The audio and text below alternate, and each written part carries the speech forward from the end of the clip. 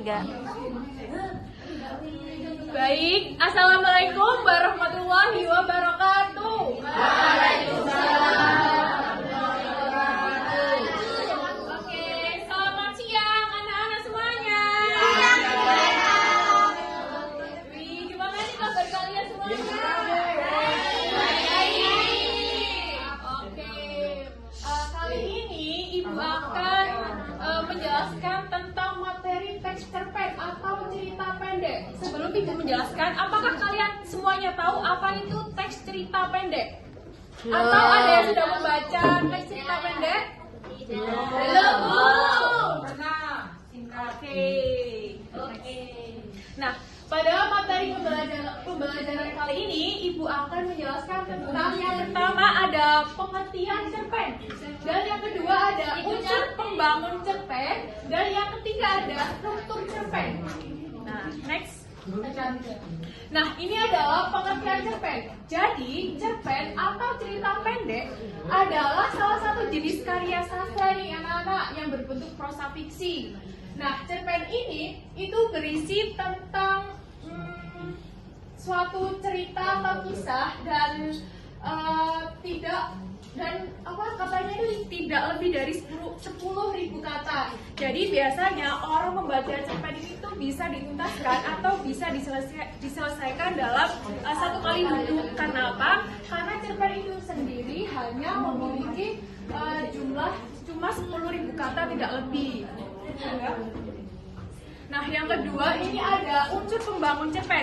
Jadi, unsur pembangun cerpen ini dibagi menjadi 2. Yang pertama ada unsur intrinsik dan yang kedua ada unsur ekstrinsik. Nah, unsur intrinsik ini itu berada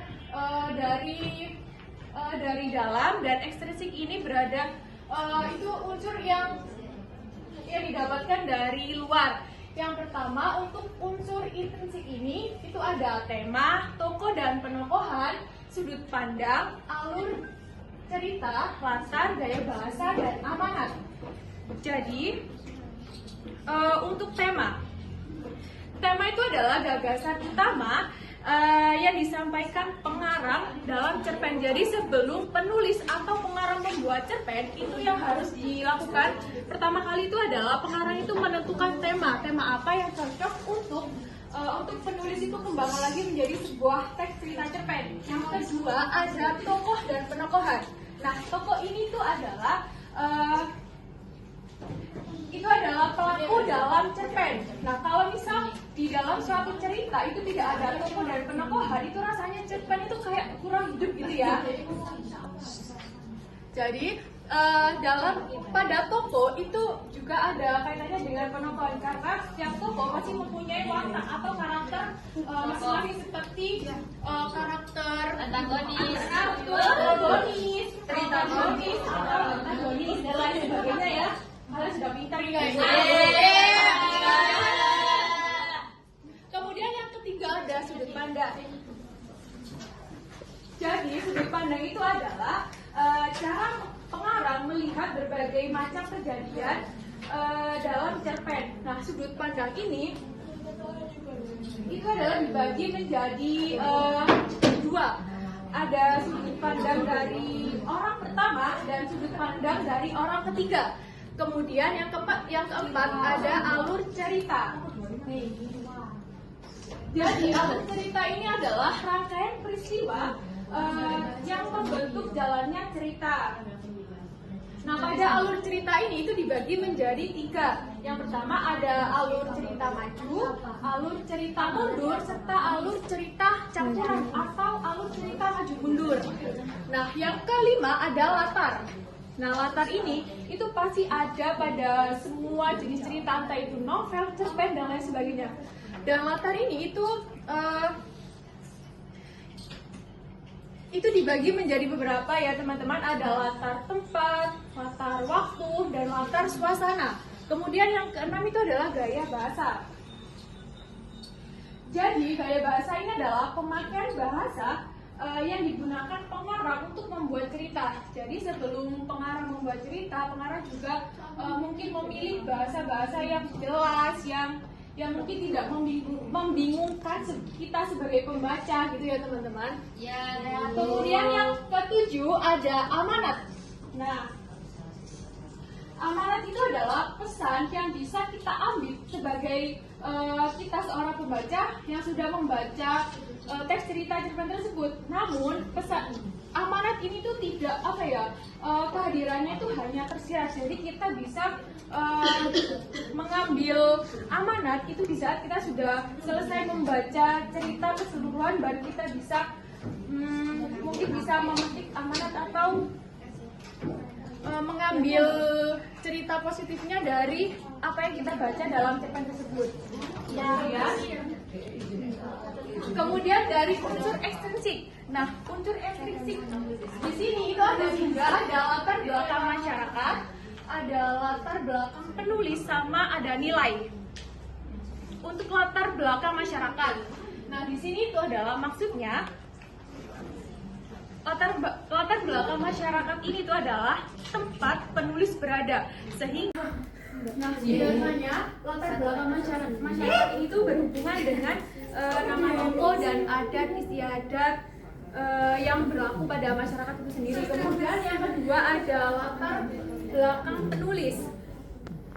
Jadi latar belakang penulis ini tuh maksudnya tuh kayak kehidupan pribadi penulis yang mempengaruhi ide atau gaya penulisannya. Seperti penulis menceritakan kisah tentang masa kecilnya, atau penulis menceritakan tentang daerahnya sendiri. Kemudian yang terakhir ada nilai. Nilai ini adalah nilai kehidupan.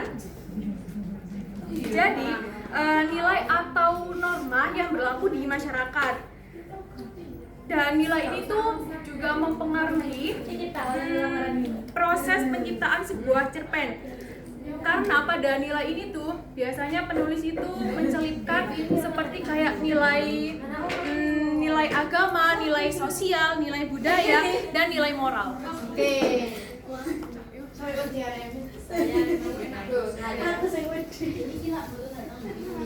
Nah, kemudian yaitu ada struktur cerpen.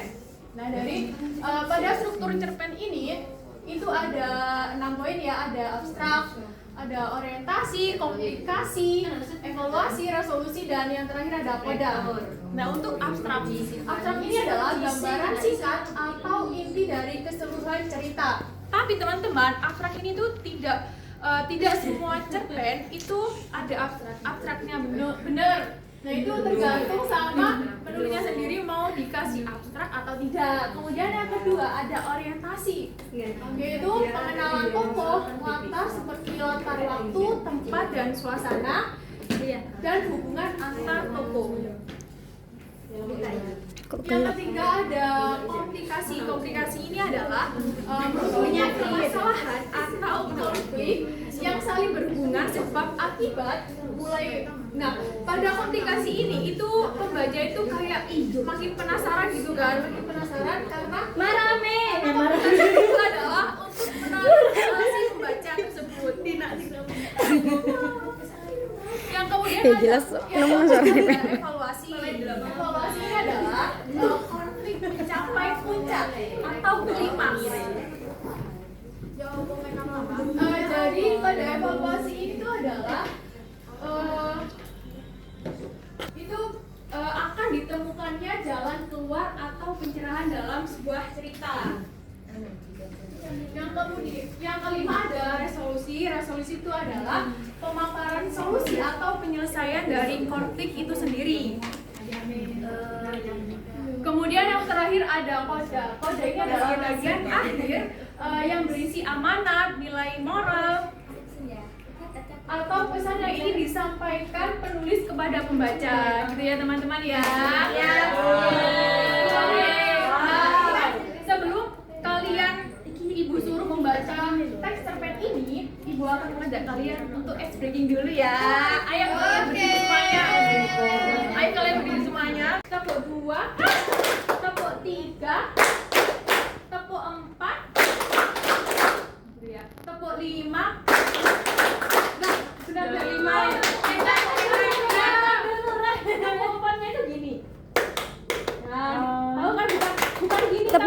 angka, Bu? Bukan. Oh, bukan. Kalau tepuk 5-nya tuh gini.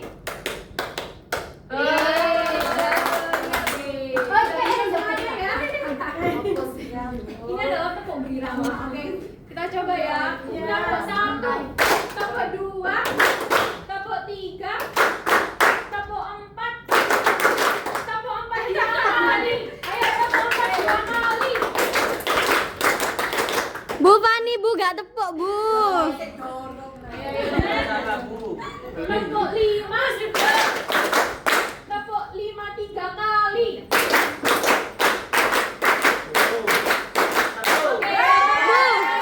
Bu, Unda, Bu gak berdiri. Unda gak berdiri, Bu. Tuh, Bu. Nggak berdiri.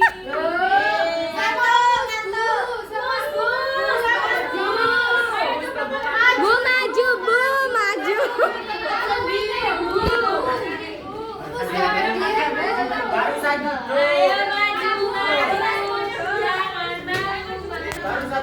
Ayo maju.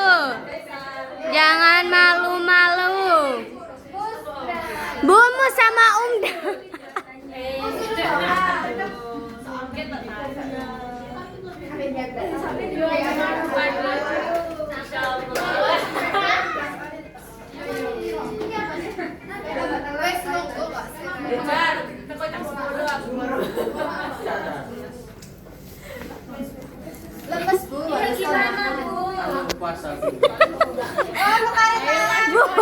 Bu, Unda main kamera, Bu. Maju di sini di tengah. Di tengah, di tengah. Duduk ya, Bu. Ya, untuk yang lainnya silakan duduk. Ini kan ada teman kalian yang tidak kompak nih ya. Ini anaknya mau dihukum apa, teman-teman? Joget.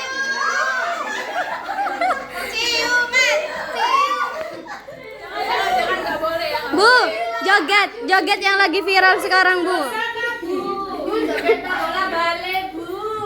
Bu, joget. Joget tak sogok, Bu. Joget.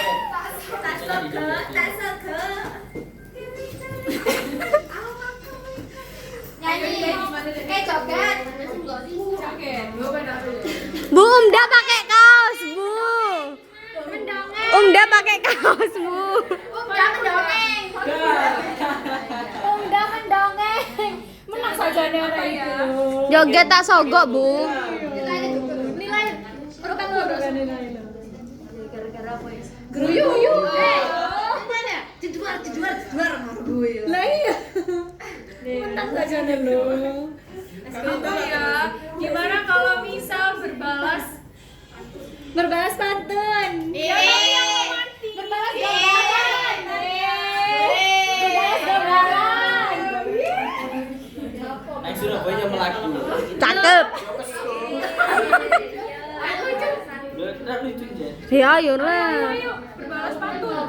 Tapi ayo mangga. Contoh teks cerpen. Ibu akan kirim di grup ya. Nanti kalian baca, kemudian ibu akan tunjuk dari kalian semua untuk menentukan strukturnya. Bu, izin keluar ke kamar mandi, Bu. Ya, nama-nama ya. Kalian hanya menyebutkan berada di bintang berapa. Bintang. Tak stop sih ya. Reva, Bu. Bu, Reva, Bu.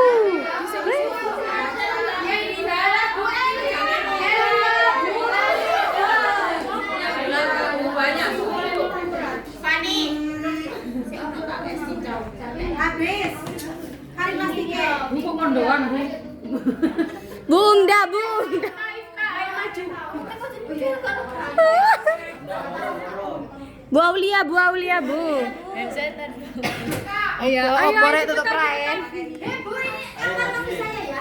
Loh, Enggak sabar saya. Gongi yo. gak usah, wis. Ibu menyerah. Pokoknya pelajaran itu kalau lo buka bengat TikTok kayak mana? Ayo buang maju, Bu. Ya. Siapa?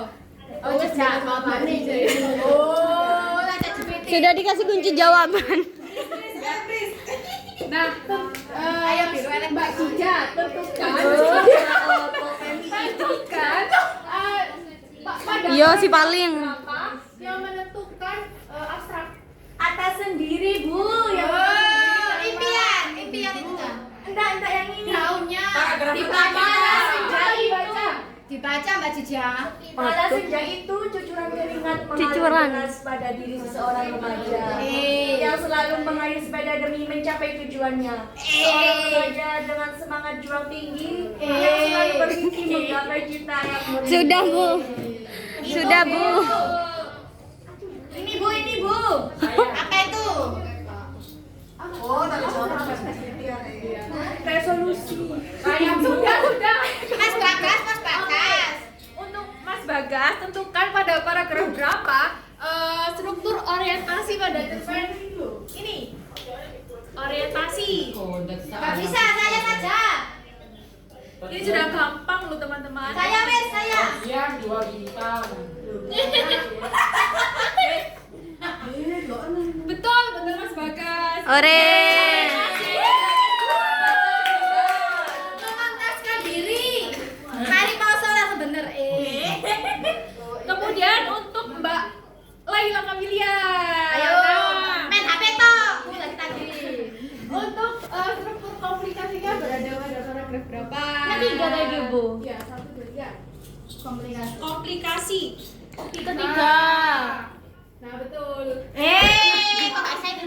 Nah, betul. Betul sekali, wah. Kayak aku kasih Betul. Ini mengikuti banget ya dari awal. Kamu nyindir loh. Mengikuti pelajaran.